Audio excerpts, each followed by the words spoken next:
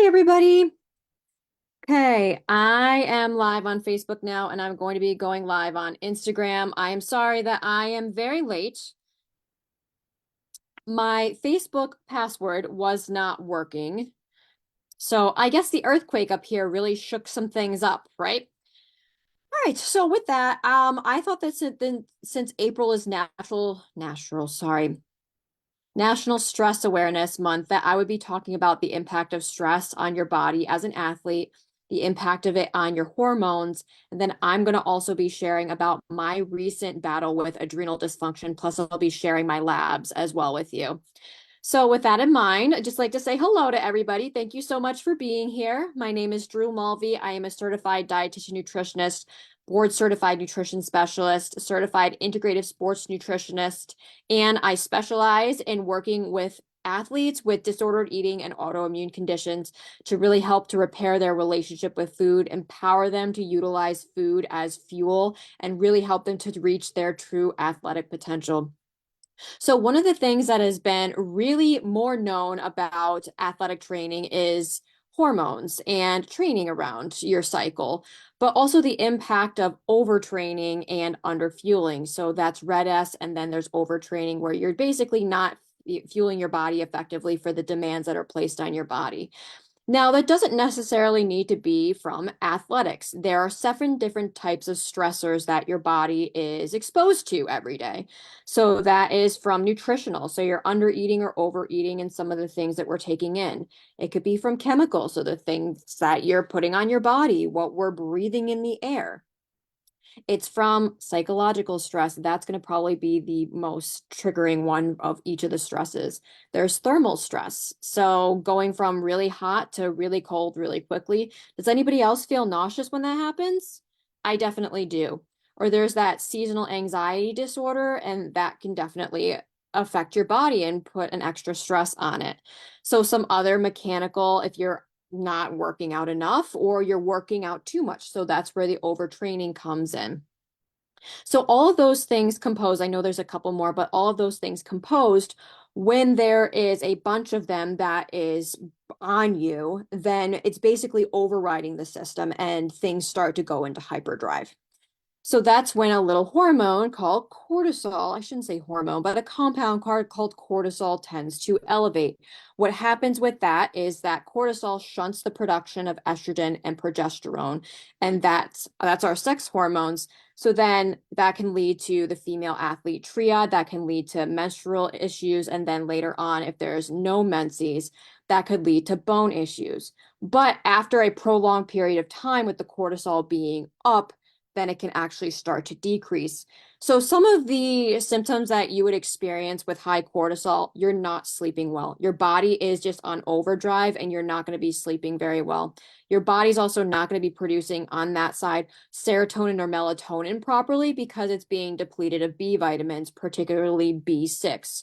That's responsible for your melatonin and your serotonin production. It's also very important for hormones, and it's very important for your liver clearing out compounds that are generated from just intense training periods or from breathing things in, from clearing just what's around us.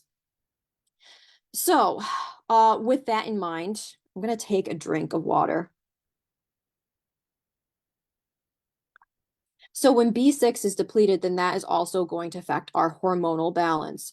Other things that get depleted are potassium and magnesium. So you're going to be cramping a little bit more. You're not going to be as calm as normal. You're going to be a little bit more excited. And here's another one is that cortisol, yes, you can start to see that you're retaining a little bit more water, but with cortisol, you're also going to be really getting blah, like really fatigued, really feeling lethargic. That's when you start seeing from week to week that your stamina isn't getting better. That's what I talk to my clients a lot about with overtraining and undereating. Um, they start having these symptoms. So, what exactly can you do with a hormonal healing protocol? Well, I'm going to share my story. Recently, as of this is going to be late December. I started to feel extremely fatigued again. I have had fibromyalgia in my past, and I've had hormonal disturbances to the point where I've had low cortisol, I've had adrenal burnout, and I haven't had proper estrogen and progesterone production and testosterone production. Now, for those of you that are women, yes, we need testosterone. Testosterone is going to help us with our focus. Testosterone is also going to help us to grow that muscle as well, and it's going to help us with our energy. So when those drops, you're gonna start feeling really, really cruddy, and you're not going to be able to see that stamina increase. So now, what do you do when you are in this particular situation? Well, for those of you that are on Facebook and those of you on Instagram, I'm going to show you what it looks like when the cortisol has been elevated for way too long. So in my case, there were multiple different stressors. So not sleeping properly, psychological stressors, work stressors, just all of these different things.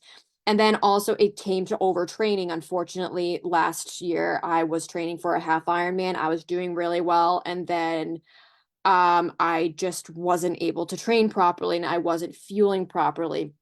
So then with all those things elevated, my cortisol had been elevated for a long period of time. Now, I do want to say that when you do have elevated cortisol, some of the things that can be really beneficial for you are incorporating carbohydrates.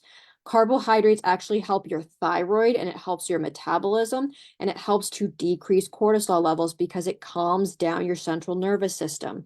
Magnesium is very important as that also calms down your central nervous system, and most people take that before they go to bed. That's usually recommended at like 500 milligrams before you go to bed. That's what I take, between 300 and 500 milligrams. Some people do magnesium glycinate. That actually tended to make me awake. So I do magnesium citrate, and that actually helps with your energy cycle as well.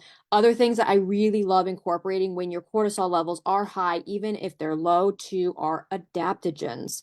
So adaptogens help your body to just adapt to the stressors that are being placed on it. So it slows everything down and your body's able to get back to that normal processing.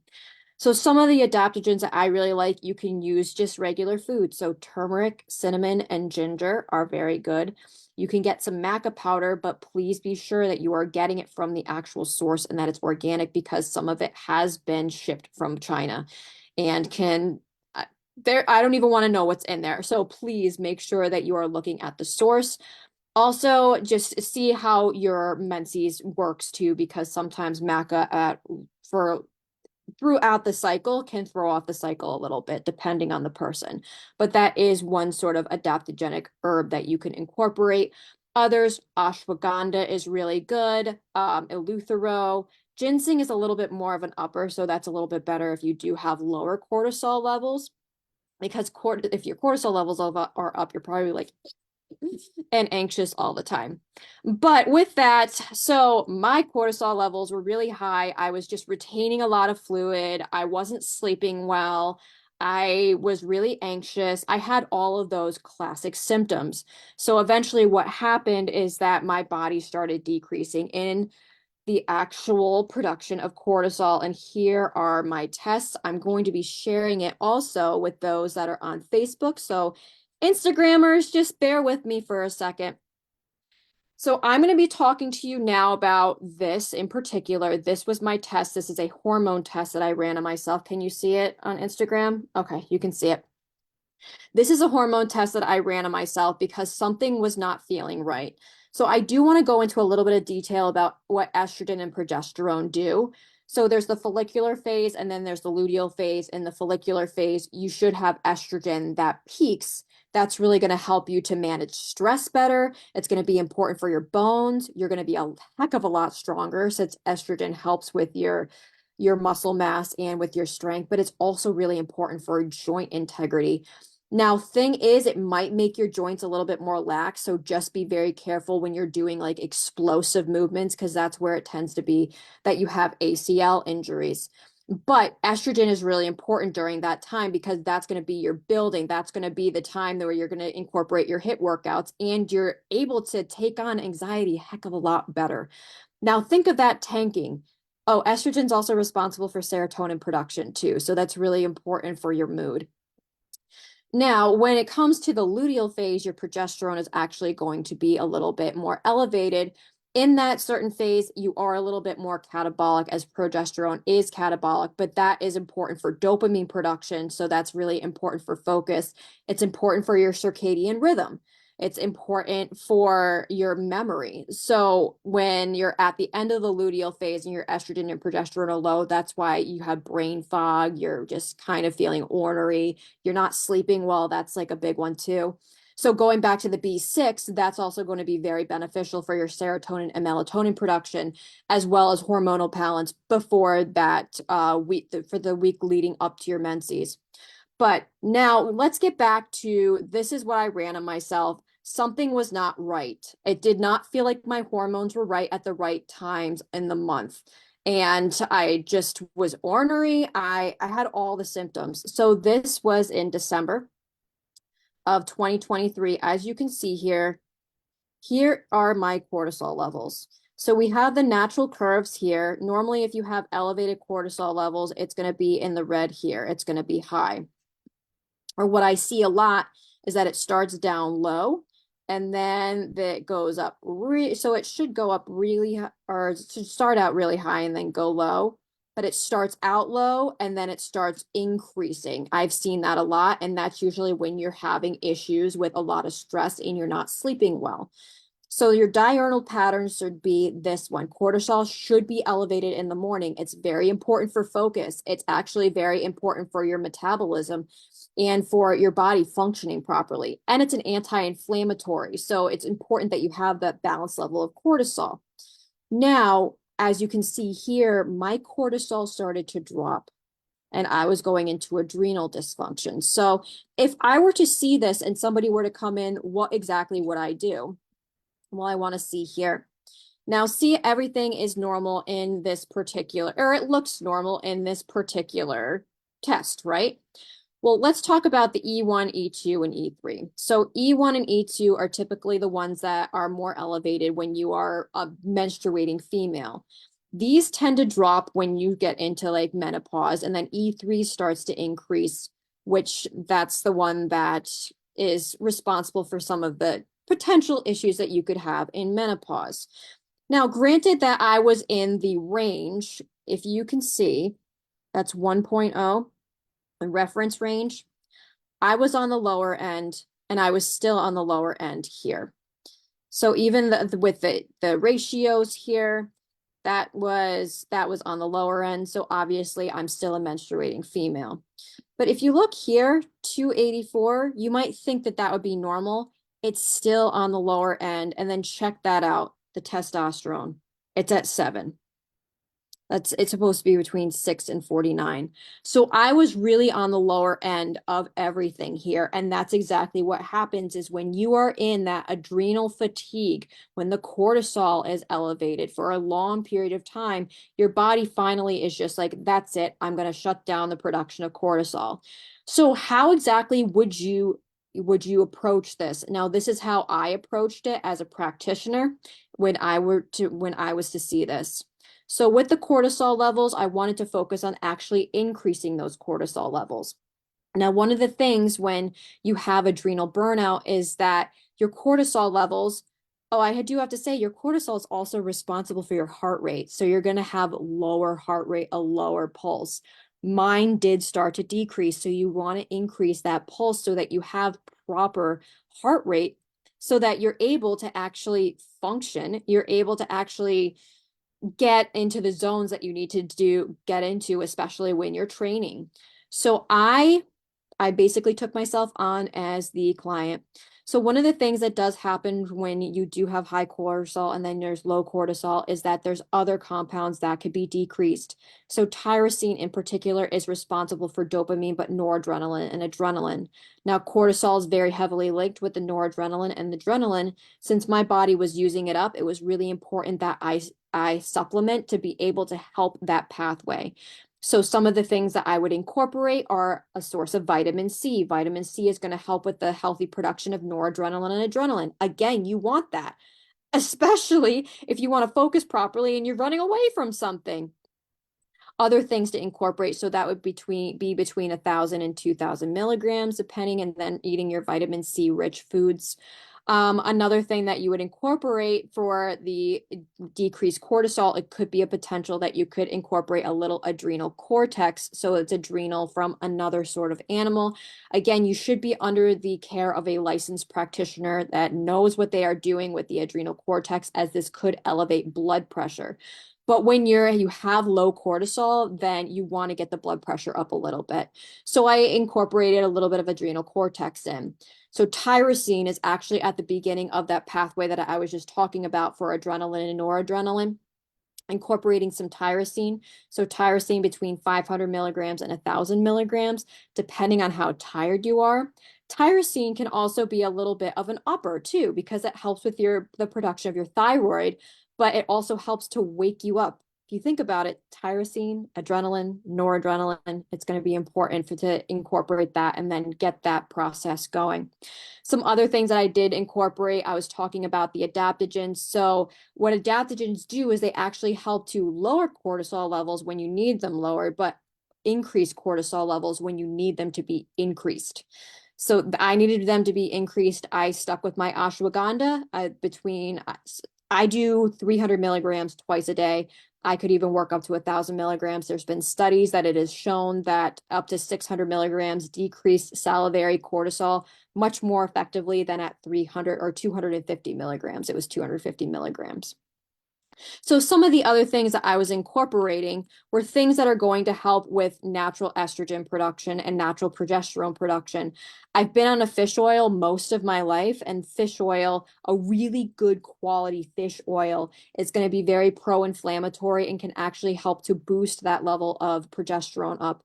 Anything that you can incorporate into your particular nutrition and supplemental protocol that is going to decrease stress on your body is going to be imperative for progesterone and estrogen production. And fish oil is one of the things that does that. Another thing I was talking about before was B vitamins, particularly B6. So they usually recommend B6 upwards of about 100 milligrams when you have hormonal issues. Again, please be under the care of a licensed health practitioner if you are going to do that. So having a good B complex in there where it's a good amount of B6 can be very beneficial to your hormones. It's also going to help with those PMS symptoms that lead up to your menses as well. It's B6 and magnesium are going to be really important during that time. Now, incorporating some sources of phytoestrogens as well. So that would be wild yams or sweet potatoes. You can do sweet potatoes, almonds, chickpeas. Now, if you don't have a soy issue or you don't have the BRCA gene, so that is the breast cancer gene, then an organic soy can be very beneficial for this with the phytoestrogens. Now, why organic? Because organic, the actual component that's responsible, that's really, really anti-inflammatory, is not manipulated. A lot of the soy is GMO, and that genistein, which is really a potent anti-inflammatory, becomes actually more inflammatory. So that's why you want to make sure that you're getting that organic and fermented. It's going to be broken down a lot more. Flax seeds are an excellent source of phytoestrogens. So those were some of the things that I was incorporating into my particular protocol. Also, sugar tends to wear on the adrenals. So I really had to make sure during this time that nutritionally, I was not incorporating foods that I was going to be sensitive to. I was keeping the sugars down and making sure I had complex meals. So complex meals provide a protein, a fat, a good healthy fat, complex carbohydrates, unless you are training. Now, in this instance, I'll get to that. I'm going to just finish up the nutrition. I'm getting ahead of myself. So complex carbohydrates, and then you really, really bump up those veggies, those non-starchy green veggies and those non-starchy veggies. That's going to give you a lot of antioxidants for your body and for your adrenals to function properly, especially even that vitamin C. I'm on Juice Plus. I actually did not have it during this protocol. I do have to say that. I started implementing some different sources of antioxidants as I was taking away a lot of foods. I was sensitive to a lot of foods, and I took those away. But with all of these things in place, am I missing anything? So I had a fish oil supplement. I was having sardines. I was having a nutrition plan where it was low in sugar, low in processed foods, really whole food, nutrient dense food. I was supplementing with what I was talking to you about.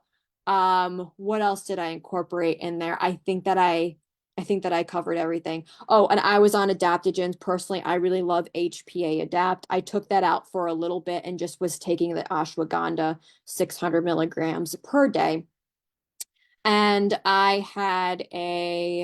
oh yes, I had magnesium citrate in there. So I was taking about 400 to 500 milligrams before I was going to bed at night. And then when I could do the HPA Adapt, then I would be taking that at night. So some of the things that I was incorporating, obviously, now I have more energy. Exercises. That's really important. Okay. So at this point, when you are in sort of adrenal dysfunction at this point where your cortisol levels are low, it is very good for you to continue resistance training because yes, one thing cortisol does eat up muscle, but when you don't have enough cortisol, it's really hard for you to keep on muscle because your testosterone is low. So it's very important that you incorporate resistance training and heavy resistance training with much, much, much longer rest periods. Another way is also to do maybe lighter things that are less stressful to your body. I was incorporating more Pilates. I was incorporating more walking. No HIIT workouts during this time because your adrenals are trying to heal. So you do that. It depends on how far you are. This could take up to 3 months and 6 months to really heal, but feeling how your body is feeling during all of your workouts and not getting your heart rate up past zone 2. That's really important. Most of your training should be done in zone 1, and that's a lot of walking, very light swimming, very light cycling, things like that. And another thing on the lifestyle, making sure you're going to bed on time. I also had an EMF issue, a sensitivity when I had this. And EMF can actually increase inflammatory proteins in your body.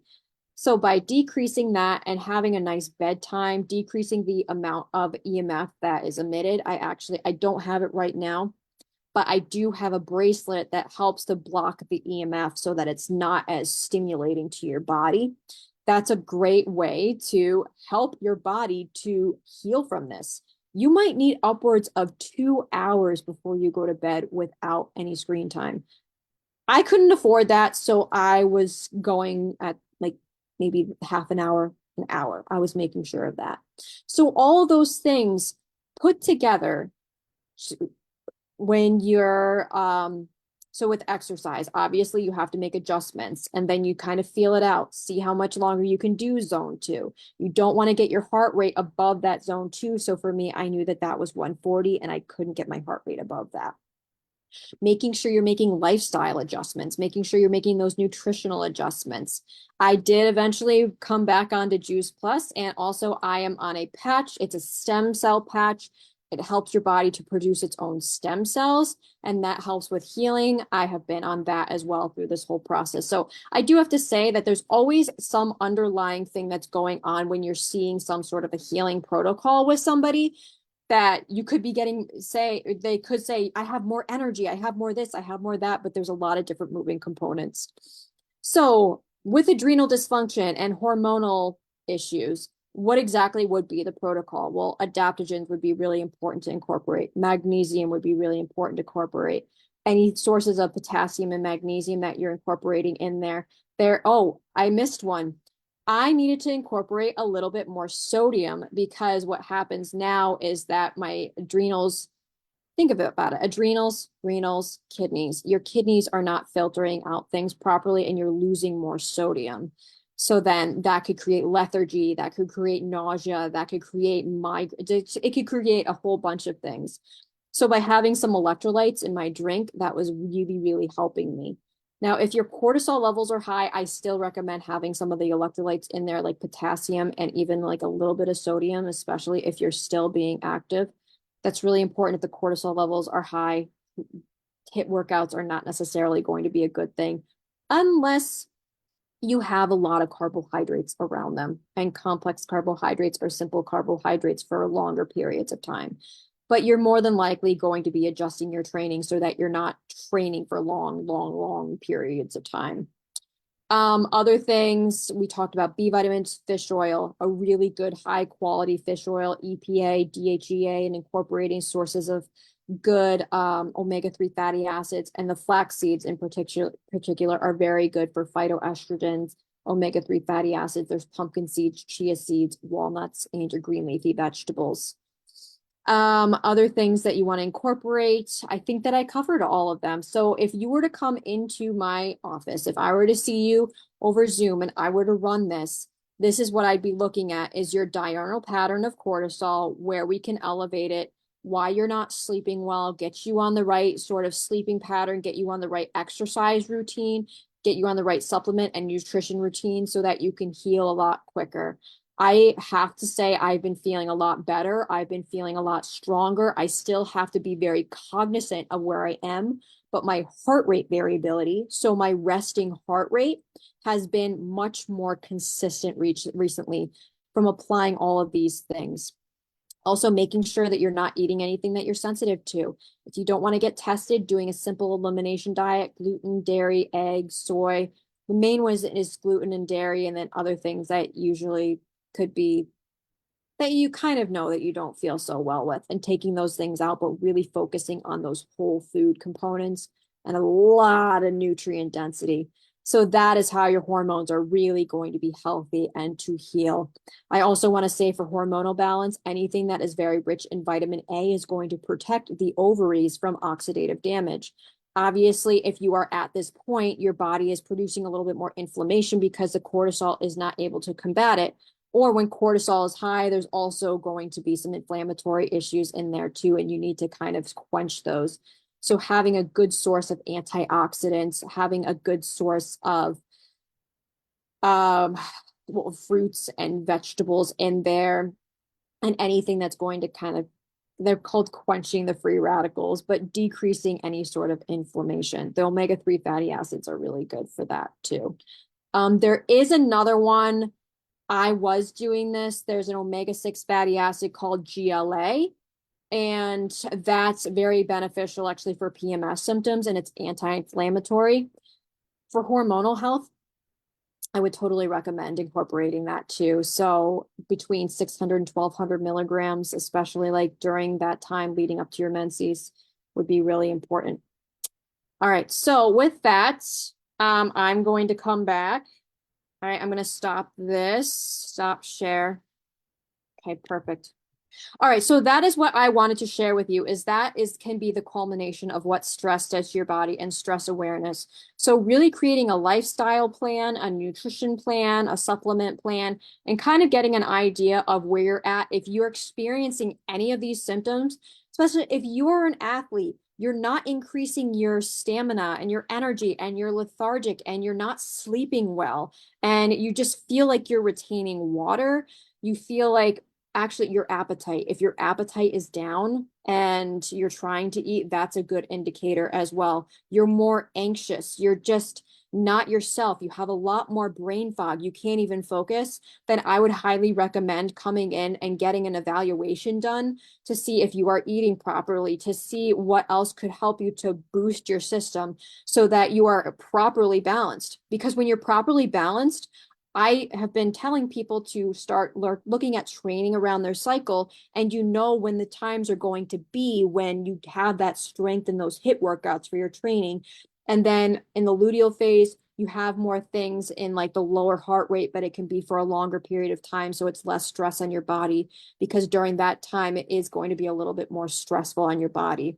Now, for those of you that are on oral contraceptives in particular, you're going to be going through a luteal phase pretty much every day. So it's going to be really important for you to help your body get through that and have a little bit more protein and have some of these components, particularly B6, because oral contraceptives can decrease vitamin B6.